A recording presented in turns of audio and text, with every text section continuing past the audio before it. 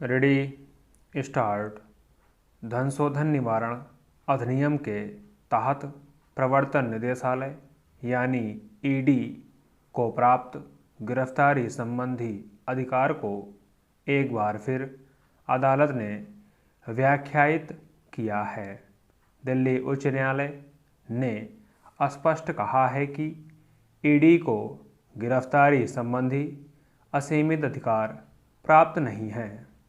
धन शोधन निवारण अधिनियम की धारा 19 के तहत ईडी अपनी मर्जी से किसी व्यक्ति को गिरफ्तार नहीं कर सकता है। एक याचिका पर सुनवाई करते हुए न्यायाधीश ने स्पष्ट किया कि प्रवर्तन निदेशालय अगर किसी व्यक्ति को गिरफ्तार करता है तो उसे पूरी तरह सुनिश्चित होना चाहिए कि वह व्यक्ति धन शोधन का दोषी है। वह उससे संबंधित तर्क दर्ज करेगा और फिर गिरफ्तार कर सकता है।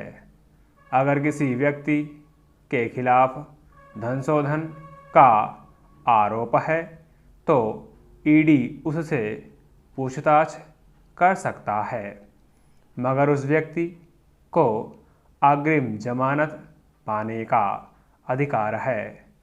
इस तरह एक बार फिर प्रवर्तन निदेशालय के कामकाज के तरीके को लेकर सवाल उठने शुरू हो गए हैं। सर्वोच्च न्यायालय ने भी यही बात कही थी कि धन शोधन मामले के किसी आरोपी को मनमाने तरीके से गिरफ्तार करने का अधिकार प्रवर्तन निदेशालय को हासिल नहीं है, मगर उसके बाद भी निदेशालय के कामकाज के तरीके में कोई बदलाव नहीं देखा गया। दिल्ली उच्च न्यायालय की ताज़ा व्याख्या के बाद उसके रुख में कितना बदलाव आएगा कहना मुश्किल है। दरअसल प्रवर्तन निदेशालय के कामकाज को लेकर काफ़ी समय से आपत्ति दर्ज कराई जा रही है। भ्रष्टाचार निवारण के नाम पर पिछले कुछ सालों में आयकर विभाग, केंद्रीय अन्वेषण ब्यूरो यानी सीबीआई और प्रवर्तन निदेशालय के छापों में काफ़ी तेजी आई है।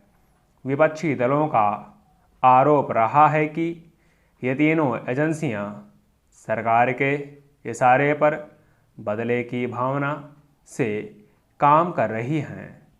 इस मामले को लेकर कुछ विपक्षी दलों ने सर्वोच्च न्यायालय के सामने गुहार भी लगाई थी कि इन एजेंसियों की नाहक छापेमारी पर रोक लगाई जाए, मगर अदालत ने कहा था कि धन शोधन का मामला चूँकि गंभीर और संवेदनशील होता है और उसका कोई सिरा आतंकवाद के वित्त पोषण से भी जुड़ा हो सकता है, इसलिए वह ईडी, सीबीआई और आयकर विभाग को कार्रवाइयों से नहीं रोक सकता, मगर साथ में इन एजेंसियों को यह भी निर्देश दिया गया था कि वे अपने अधिकार के दायरे में रहकर ही काम करें।